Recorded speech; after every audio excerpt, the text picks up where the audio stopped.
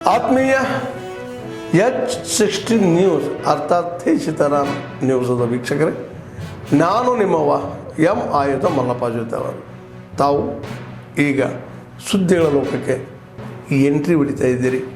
ಈ ಸುದ್ದಿಗಳನ್ನು ಪ್ರತಿಯೊಂದು ನೋಡೋ ಜೊತೆಗೆ ನಿಮ್ಮ ಅಭಿಪ್ರಾಯಗಳನ್ನು ಹಂಚ್ತಾ ಇರಿ. ಯಾಕಂದರೆ ಈ ಸುದ್ದಿಗಳು ನಿಮಗಾಗಿ, ನಿಮ್ಮ ಬದುಕಿಗಾಗಿ, ನಿಮ್ಮ ವೈಚಾರಿಕೆಗಾಗಿ, ನಿಮ್ಮ ತಿಳುವಳಿಕೆಗಾಗಿಯೂ ನಿಮಗೂ ಗೊತ್ತು.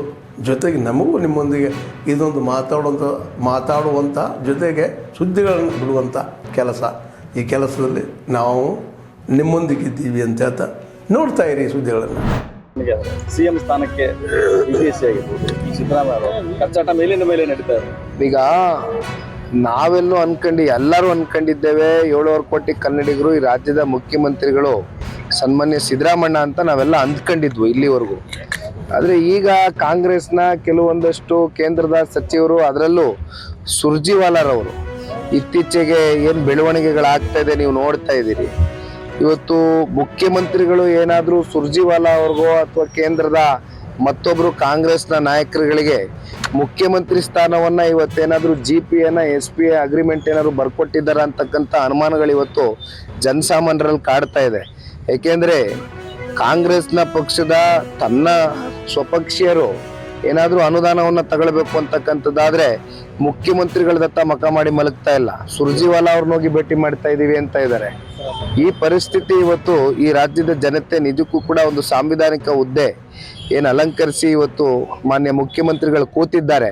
ಆದರೆ ಯಾವ ರೀತಿ ಇವತ್ತು ಸರ್ಕಾರ ನಡೀತಾ ಇದೆ ಅಂತಕ್ಕಂಥದಕ್ಕೆ ಇದು ಒಂದು ಸಣ್ಣ ಉದಾಹರಣೆ. ಅಂದ್ರೆ ಸೂಪರ್ ಸಿಎಂ ಅಂತ ಕಮೆಂಟ್ ಹಾಕಿದ್ರು, ಅದರಲ್ಲೇನು ಡೌಟೇ ಇಲ್ಲ. ಸೂಪರ್ CM ಸುರ್ಜಿವಾಲಾನೇ, ಸರಿ. ಈಗ ಏನು ಮುಖ್ಯಮಂತ್ರಿಗಳಲ್ಲ ಸರ್. ಸಿಎಂ ಮೊನ್ನೆ ಲಿಂಗರಾಜ್ ಕಣ್ಣಿ ಅಂತಕ್ಕಂಥವ್ರು ಮಹಾರಾಷ್ಟ್ರದ ಥಾನೆಯಲ್ಲಿ ಅಕ್ರಮ ಮಾದಕ ವಸ್ತು ಸಾಗಣೆದೊಳಗೆ ಸಿಕ್ಕಿಬಿದ್ದು ಆ ಪ್ರಕರಣದಲ್ಲಿ ಅಲ್ಲಿ NDPS ಕಾಯ್ದೆಯಡಿಯೊಳಗೆ ಪ್ರಕರಣದೊಳಗೆ ಈಗಾಗಲೇ ಬಂಧನ ಆಗಿದ್ದಾರೆ. ನಾವು ಈ ವಿಷಯವನ್ನು ಯಾಕೆ ತಮ್ಮ ಜೊತೆ ಚರ್ಚೆ ಮಾಡಬೇಕು ಅಂತಂದರೆ, ಸಚಿವ ಪ್ರಿಯಾಂಕ ಖರ್ಗೆ ಅವರು ಈ ರಾಜ್ಯದೊಳಗೆ ಬಹುಶಃ ಅವ್ರದ್ದೊಂದು ಇಲಾಖೆ ಬಿಟ್ಟರೆ ಎಲ್ಲ ಇಲಾಖೆಯೊಳಗೂ ನಾನೇ ಇಲ್ಲಿ ಶ್ರೇಷ್ಠ ಅನ್ನುವ ನಿಟ್ಟಿನೊಳಗೆ ಪ್ರತಿ ಇಲಾಖೆ ಮತ್ತು ನಮ್ಮ ಪ್ರಧಾನಮಂತ್ರಿಗಳ ಬಗ್ಗೆನೂ ಮಾತಾಡ್ತಾರೆ. ಮತ್ತು ಕಳೆದ ಕೆಲವು ದಿನಗಳ ಹಿಂದೆ ಈ ಡ್ರಗ್ಸ್ ವಿಚಾರವಾಗಿ ಈ ಮಾದಕ ವಸ್ತುಗಳು ಸೇವನೆ ಅತಿಯಾಗಿದೆ, ಅದು ಭಾಳ ಸಮಾಜಕ್ಕೆ ಮಾರಕ ಐತಿ. ಅದರೊಳಗೆ ನಮ್ಮ ಜಿಲ್ಲೆಯೊಳಗೆ ಮಾತ್ರ ಕಲಬುರಗಿ ಒಳಗೂ ಭಾಳ ಅದರದ್ದು ಹಾವಳಿ ಜಾಸ್ತಿ ಆಗಿದೆ. ಇದನ್ನು ನಾವು ಒಂದು ಹಂತಕ್ಕೆ ತಂದು ಇದನ್ನು ನಿಯಂತ್ರಣ ಮಾಡುವ ನಿಟ್ಟಿನೊಳಗೆ ನಾವು ಕೆಲಸ ಮಾಡಬೇಕಾಗೈತಿ ಅಂತಕ್ಕಂಥ ಮಾತನ್ನು ಹೇಳಿದರು. ಇದನ್ನೆಲ್ಲ ನೋಡಿದಾಗ ಅವರ ಸುತ್ತಮುತ್ತ ಇರ್ತಕ್ಕಂಥವರು, ಅವರ ಅತ್ಯಾಪ್ತರಾಗಿರ್ತಕ್ಕಂಥವ್ರ ಈ ದಂಧೆಯೊಳಗೆ ಸಿಕ್ಕಾಕೊಂಡು ಇವತ್ತು ಬಂಧನದಲ್ಲಿದ್ದಾರಂತಂದ್ರೆ ಪ್ರಿಯಾಂಕ ಖರ್ಗೆ ಅವರು ಕೇವಲ ಪ್ರಚಾರಕ್ಕಾಗಿ ಮಾತ್ರ ಇಂಥ ಹೇಳಿಕೆಗಳನ್ನು ಕೊಡ್ತಾರೆ. ಅವ್ರು ಹಿಂದಿರ್ತಕ್ಕಂಥವ್ರನ್ನ ಬಿಟ್ಟು ಈ ಕೆಲಸವನ್ನು ಅವರೇ ಏನು ಮಾಡಿಸ್ತಾರೇನೋ ಅಂತಕ್ಕಂಥ ಸಂಶಯ ಬಹುಶಃ ಜನರನ್ನ ಕಾಡ್ತಾ ಇದೆ. ಅದು ಬಹಳ ನೋವಿನ ಸಂಗತಿ. ಇವತ್ತು ಹಿಂದೂಗಳ ಅಮಾಯಕರ ಹತ್ಯೆ ಆಗ್ತಾ ಇರೋದನ್ನು ಬಹಳಷ್ಟು ಕಡೆಗೆ ನಾವು ನೋಡ್ತಾ ಇದ್ದೇವೆ. ಅದನ್ನು ನಾವು ತೀವ್ರವಾಗಿ ಈ ಸಂದರ್ಭದಲ್ಲಿ ಖಂಡಿಸಲಿಕ್ಕೆ ಇಚ್ಛೆ ಪಡ್ತೇವೆ. ಭಾರತ ದೇಶ ಹಲವಾರು ಸಮುದಾಯ ಸಂಪ್ರದಾಯಗಳನ್ನು ಒಳಗೊಂಡಿರುವಂಥ ಒಂದು ವಿಶಿಷ್ಟವಾಗಿರುವಂಥ ದೇಶ. ಇಲ್ಲ ಎಲ್ಲ ಸಂಪ್ರದಾಯಗಳು, ಎಲ್ಲ ಮತ ಕುಲ ಬಾಂಧವರು ಸ್ವಧರ್ಮ ನಿಷ್ಠೆ, ಪರಧರ್ಮ ಸಹಿಷ್ಣುತೆಯನ್ನು ಪರಿಪಾಲನೆ ಮಾಡ್ಕೊಂಡು ಬರಬೇಕಾಗಿರುವಂಥದ್ದು ಈ ದೇಶದ ಕಡ್ಡಾಯದ ನಿಯಮ. ಇಂಥದ್ರಲ್ಲಿ ನಾವು ಧರ್ಮದ ಹಿನ್ನೆಲೆಯನ್ನು ಇಟ್ಕೊಂಡು ದ್ವೇಷವನ್ನು ಸಾಧಿಸೋದಾಗಲಿ ಅಥವಾ ಆ ದ್ವೇಷ ಒಬ್ಬರನ್ನು ಹತ್ಯೆಗೈಯುವ ಮಟ್ಟಕ್ಕೆ ಹೋಗೋದಾಗಲಿ ಇದು ಸರ್ವಥಾ ಖಂಡನೀಯವಾಗಿರುವಂಥದ್ದು. ಯಾವುದೇ ಧರ್ಮ ಅದು ಕೊಲೆಯನ್ನು ಪ್ರತಿಪಾದನೆ ಮಾಡ್ತಿತ್ತು ಅಂದರೆ ನಮ್ಮ ದೃಷ್ಟಿಯೊಳಗೆ ಅದು ಧರ್ಮನೇ ಅಲ್ಲ. ಧರ್ಮದ ಹಿನ್ನೆಲೆಯಲ್ಲಿ ನಾವು ಅದನ್ನು ಮಾಡ್ತಾ ಇದ್ದೀವಿ ಅಂದರೆ ಧರ್ಮವನ್ನು ಸರಿಯಾಗಿ ತಿಳ್ಕೊಂಡಿಲ್ಲ ಅಂತಲೇ ಅರ್ಥ ಹೊರತು ಬೇರೆ ಏನೂ ಅಲ್ಲ. ಅದಕ್ಕೆ ಧರ್ಮದ ಹೆಸರಿನಲ್ಲಿ ಇಂತಹ ಹೇಯ ಕೃತ್ಯಗಳನ್ನು ಯಾರು ಮಾಡಬಾರದು.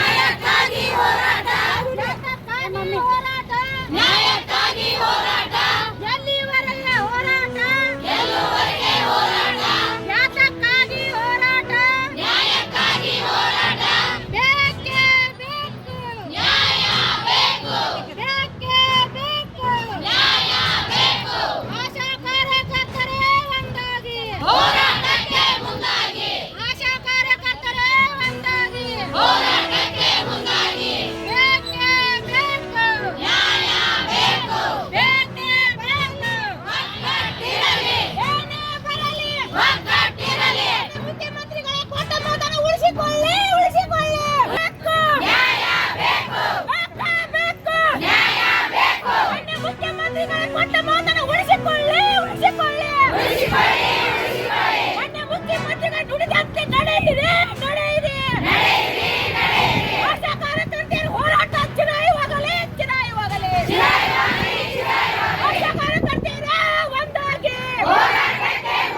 ಆಶಾ ಕಾರ್ಯಕರ್ತೆಯರೇ ಒಂದಾಗಿ ನ್ಯಾಯಕ್ಕಾಗಿ ಹೋರಾಟ ಗೆಲ್ಲುವರೆಗೆ ಹೋರಾಟ ಗೆಲ್ಲುವರೆಗೆ ಹೋರಾಟ ಜಿಂದಾಬಾದ್ ಜಿಂದಾಬಾದ್ ಜಿಂದಾಬಾದ್ ಜಿಂದಾಬಾದ್ ಆಲ್ ಇಂಡಿಯಾ ಯುಟಿಸಿ ಜಿಂದಾಬಾದ್ ಜಿಂದಾಬಾದ್ ಜಿಂದಾಬಾದ್ ಆತ್ಮೀಯರೇ, ಎಲ್ಲ ಸುದ್ದಿಗಳನ್ನು ನೋಡಿದ್ರಲ್ಲ, ಏನು ಅನಿಸ್ತು ನಿಮಗೆ?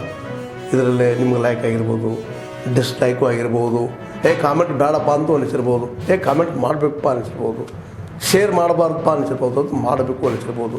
ಏನಾದರೂ ಆಗಲಿ ಶೇರ್ ಮಾಡ್ತಾಯಿರಿ, ಈ ನ್ಯೂಸ್ಗಳನ್ನ ಹಂಚ್ತಾ ಇರಿ, ಜೊತೆಗೆ ಇದಕ್ಕೆ ಸಬ್ಸ್ಕ್ರೈಬ್ ಆಗ್ತಾಯಿರಿ ಅಂತ ಹೇಳ್ತಾ H16 ನ್ಯೂಸ್ ಅರ್ಥಾತ್ ಹೇ ಸೀತಾರಾಮ್, ಇದು ಸತ್ಯದ ಕೈಗೆ ನಡಿ. ವಂದನೆಗಳು.